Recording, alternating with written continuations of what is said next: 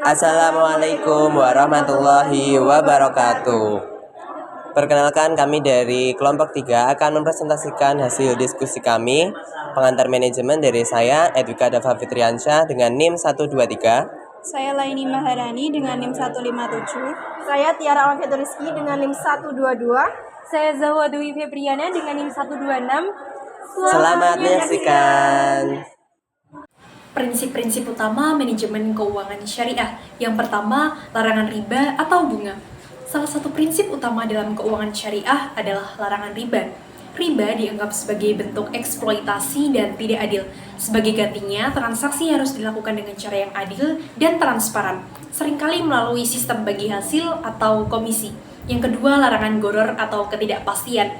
Keuangan syariah melarang transaksi yang mengandung ketidakpastian atau spekulasi berlebihan. Hal ini untuk menghindari risiko yang tidak adil dan memastikan bahwa semua pihak dalam transaksi memahami sepenuhnya ketentuan dan risikonya. Yang ketiga, larangan investasi dalam hal-hal haram. Investasi dalam sektor-sektor yang dianggap haram seperti alkohol, perjudian, dan produk yang tidak sesuai dengan hukum Islam dilarang. Keuangan syariah hanya mendukung investasi yang sesuai dengan prinsip-prinsip etika Islam. Yang keempat, keadilan dan transparansi. Keadilan dan transparansi adalah prinsip fundamental dalam manajemen keuangan syariah. Semua transaksi harus dilakukan dengan cara yang adil tanpa adanya penipuan atau ketidakjujuran. Yang kelima, zakat dan sedekah. Salah satu aspek unik dari keuangan syariah adalah kewajiban untuk membayar zakat dan beramal. Ini merupakan cara untuk mendistribusikan kekayaan secara adil dan membantu mereka yang kurang mampu. Selanjutnya ada implementasi manajemen keuangan syariah. Yang pertama ada perbankan syariah. Bank-bank syariah menerapkan prinsip-prinsip syariah dan menyediakan barang seperti mudharabah, murabahah, dan ijarah. Transaksi ini tidak melibatkan bunga dan dirancang untuk mematuhi ketentuan hukum Islam. Yang kedua ada asuransi syariah. Asuransi syariah atau takaful mengoperasikan prinsip tolong-menolong antar peserta. Sistem ini bertujuan untuk membagi risiko dan manfaat secara adil, serta memastikan tidak ada unsur horor. Yang ketiga ada pasar modal syariah. Instrumen pasar modal syariah seperti suku dan saham syariah diperjualbelikan sesuai dengan prinsip-prinsip syariah. Ini memungkinkan investor untuk berpartisipasi dalam pasar modal tanpa melanggar prinsip Islam. Dan yang keempat ada perencanaan keuangan. Perencanaan keuangan syariah mencakup pengelolaan aset dan perencanaan warisan sesuai dengan prinsip-prinsip syariah. Hal ini melibatkan penggunaan produk-produk keuangan syariah dan strategi perencanaan yang sesuai dengan hukum Islam. Tantangan dalam manajemen keuangan syariah. 1. Keterbatasan produk dan layanan di beberapa wilayah. Produk dan layanan keuangan syariah masih terbatas. Hal ini dapat menghambat akses masyarakat untuk mendapatkan sosialisasi keuangan yang sesuai dengan prinsip syariah. 2. Kurangnya standar dan regulasi. Berbagai negara memiliki standar dan regulasi yang berbeda terkait keuangan syariah. Kurangnya standar global dapat mempersulit lembaga keuangan untuk beroperasi secara konsisten di seluruh dunia. 3. Pendidikan dan kesadaran. Pendidikan mengenai manajemen keuangan syariah masih kurang di banyak tempat. Masyarakat perlu diberikan pemahaman yang lebih baik tentang prinsip-prinsip dan manfaat dari sistem ini. 4. Inovasi dan teknologi. Integrasi teknologi dalam keuangan syariah bisa menjadi tantangan. Adopsi teknologi baru harus dilakukan dengan hati-hati agar tidak melanggar prinsip-prinsip syariah. Jadi, kesimpulannya adalah manajemen keuangan syariah menawarkan pendekatan yang adil, transparan, dan sesuai dengan nilai-nilai Islam dalam pengelolaan keuangan. Walau terdapat tantangan, sistem ini memberikan alternatif yang bermanfaat bagi ekonomi global. Manajemen dalam konteks pengendalian dan evaluasi kinerja melibatkan proses yang sistematis untuk mencapai tujuan organisasi. Dalam pengendalian manajerial yang sesuai dengan prinsip syariah, terdapat beberapa komponen penting. Yang pertama, ada pengendalian manajemen. Proses ini mempengaruhi anggota organisasi untuk melaksanakan strategi guna mencapai tujuan, lalu penerapan rencana kerja dan anggaran sebagai tolak ukur kinerja. Yang kedua, ada teknik evaluasi kerja. Ini penggunaan pendekatan seperti balance scorecard untuk mengukur kinerja manajer. Lalu ada penetapan indikator kinerja yang jelas dan terukur seperti target bisnis yang realistis. Yang ketiga ada ketersediaan sumber daya dan efektivitas produk yang ditawarkan sesuai dengan prinsip syariah, seperti larangan riba dan gharar. Nah, sistem ini bertujuan untuk memastikan transparansi dan keadilan dalam pengelolaan keuangan syariah, serta mendukung pertumbuhan ekonomi yang berkelanjutan. Teori kepemimpinan dalam bisnis syariah. Yang pertama, teori kepemimpinan transformasional. Konsep dasar. Menurut teori kepemimpinan transformasional, pemimpin tidak hanya berfokus pada tujuan jangka pendek, tetapi juga menginspirasi dan memotivasi bawahan untuk mencapai perubahan dan pertumbuhan jangka panjang. Pemimpin transformasional memberikan visi yang jelas, memotivasi, dan mendorong pengembangan karyawan. Dalam konteks syariah, dalam bisnis syariah, pemimpin transformasional harus berperan sebagai teladan dalam akhlak dan integritas. Sejalan dengan nilai-nilai Islam, pemimpin diharapkan memotivasi karyawan untuk tidak hanya berfokus pada tujuan materi, tetapi juga tujuan spiritual dan sosial seperti kesejahteraan masyarakat dan keberlanjutan lingkungan. Rasulullah SAW merupakan contoh pemimpin transformasional yang memimpin dengan integritas, kejujuran, dan nilai moral yang tinggi. Kemudian yang kedua yaitu teori kepemimpinan pelayan atau servant leadership. Konsep dasar, teori ini menekankan bahwa pemimpin harus memprioritaskan kebutuhan orang lain, terutama anggota tim, dan bertindak sebagai pelayan daripada penguasa. Pemimpin membantu karyawan tumbuh dan berkembang, mengutamakan kesejahteraan mereka. Dalam konteks syariah, dalam bisnis syariah, prinsip khalifah atau kepemimpinan mengajarkan bahwa manusia adalah pemimpin di bumi yang bertanggung jawab tidak hanya kepada sesama manusia, tetapi kepada Tuhan, Allah Subhanahu wa Ta'ala.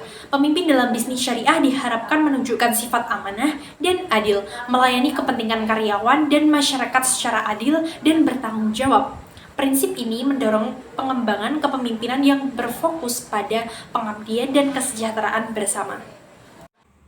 3. Teori kepemimpinan situasional. Artinya, pemimpin yang efektif adalah mereka yang dapat menyesuaikan gaya mereka dengan tingkat kematangan dan kesiapan para karyawan. Dalam konteks syariah, pemimpin harus mampu beradaptasi dengan kebutuhan spiritual dan material para karyawan. Mereka harus mempertimbangkan perkembangan moral, etika, dan kemampuan bawahan dalam menentukan gaya kepemimpinan. Misalnya, karyawan yang baru bergabung membutuhkan lebih banyak bimbingan dan instruksi, sementara yang sudah berpengalaman bisa diberikan kebebasan lebih banyak untuk bekerja secara mandiri, asalkan semua tetap dalam prinsip-prinsip Islam. Teori motivasi dalam bisnis syariah. 1. Teori hierarki kebutuhan Maslow. Konsep dasar. Abraham Maslow menyusun hierarki kebutuhan mencakup 5 tingkatan kebutuhan manusia, yaitu kebutuhan fisiologis, keamanan, sosial, harga diri, dan aktualisasi diri. Konteks syariah. Dalam bisnis syariah, aktualisasi diri mencakup pencapaian spiritual. Selain kebutuhan material, organisasi syariah harus memenuhi kebutuhan spiritual karyawan, seperti rasa kepuasan bekerja sesuai dengan prinsip-prinsip Islam, dan memberikan kesempatan untuk berkontribusi pada masyarakat. Bisnis syariah juga harus memastikan keseimbangan antara kehidupan dunia dan akhirat, dengan mendorong karyawan untuk mencapai kebahagiaan duniawi tanpa melupakan tanggung jawab akhirat. 2. Teori motivasi 2 faktor Herzberg. Konsep dasar. Menurut Frederick Herzberg, terdapat 2 faktor yang mempengaruhi motivasi karyawan. Faktor pemeliharaan, hygiene factors, seperti gaji dan kondisi kerja, serta faktor motivasi seperti pengakuan dan tanggung jawab. Konteks syariah. Dalam konteks syariah, selain faktor pemeliharaan yang adil, motivasi juga harus mencakup penghargaan atas kerja keras dan komitmen spiritual.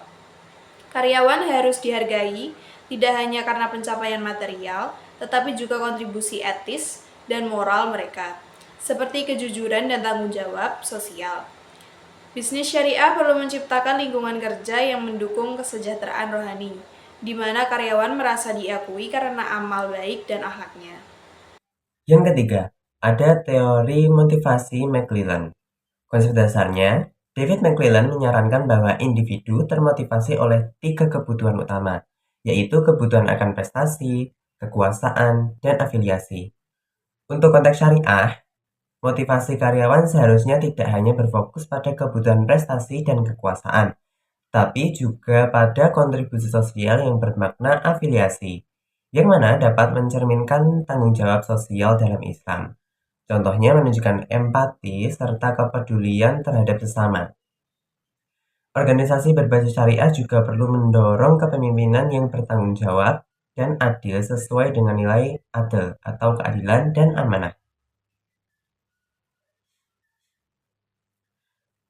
Yang keempat ada teori motivasi keadilan atau equity theory.